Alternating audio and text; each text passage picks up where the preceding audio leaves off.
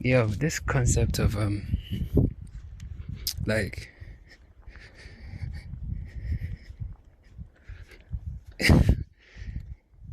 there is no evil and there is no good, but obviously, like, it's only necessary for us to codify that because we live in an artificial system which rewards bad behavior. So you kind of need to have a system in place so the whole system's corrupt. Do you get it? Because if we lived in nature, how nature intended us to be, and we all sort of like congregated in our groups or whatever that is, right? Then the craziest thing,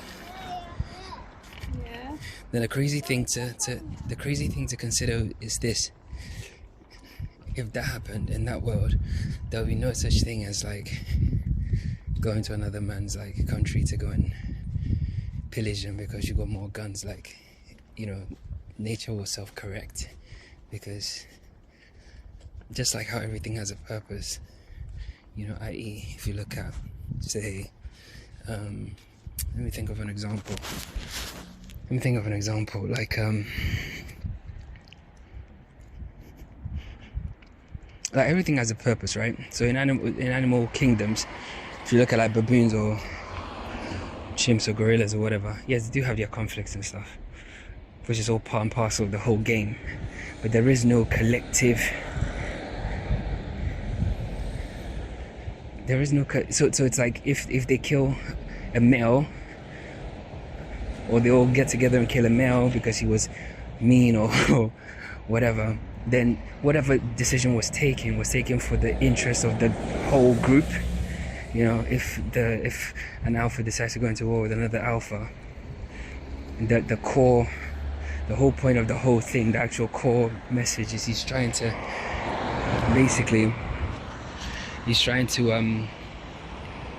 how do I even say it? Like, he's trying to connect with, I don't know how to say it, like, whatever the ultimate goal is, it's for the benefit of the wider society. So it's not as if, like the general kind of like populace would know that, oh, collectively this is bad or some shit like that. There is no collective bad. Do you understand? There's none of that shit. There's just, I can't explain it. I know exactly what I mean, but I can't explain it, because it's like, you have to think of it this way.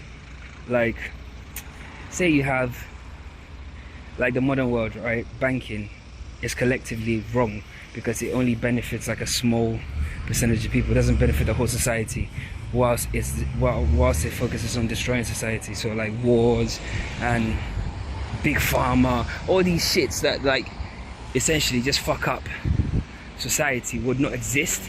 So it's like there is a need for us to codify good and evil because we live in an evil world. We're basically in hell, bro. So it's like, when you're in hell, because it's obviously everything is wrong, everything is foul, everything is bad, everything's, it's in hell it's okay to be a pedophile, yeah? Just like how here it's okay for Prince Andrew to be a pedophile and nobody says anything.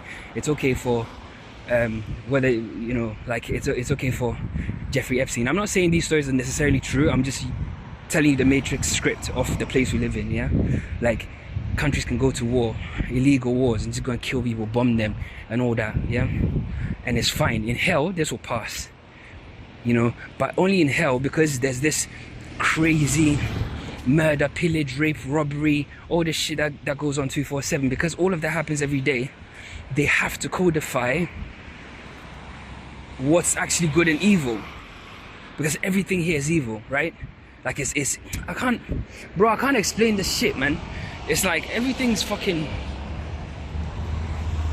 like, because everything's okay, murder's okay, rape is okay, fucking, people living lives that are against their purpose is okay, enslaving people is okay, like taking from people is okay, like fucking up society is okay, all that shit, pollution is okay, like everything that people like do here is okay because it benefits them, and somehow they've used the same code and system to justify what you're doing and say, oh, it's a humanitarian crisis, or we have to go in there and kill people. You know, oh, we can't do anything about big pharma. Oh, banks, oh, they're too big to fail.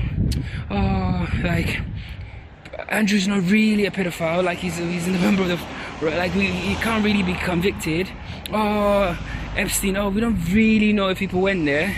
Like, you know, even with fucking Pizzagate and all that shit, like, people just kind of like excuse everything away with the same code and system. So in a way, it makes everything possible, so therefore they have to create the system. But if we lived in a system where we didn't have any of these like connections, yeah, any of these ties, any of these things that bind us to the society, that make us think that, oh, you know what, we're somehow like, and we lived in nature, how nature intended it, none of this stuff would occur. But if in that world a murder occurred, yeah, or something, because it will still happen, it wouldn't be evil, it would be natural, it will be part of the game, it will be part of the reality, you know.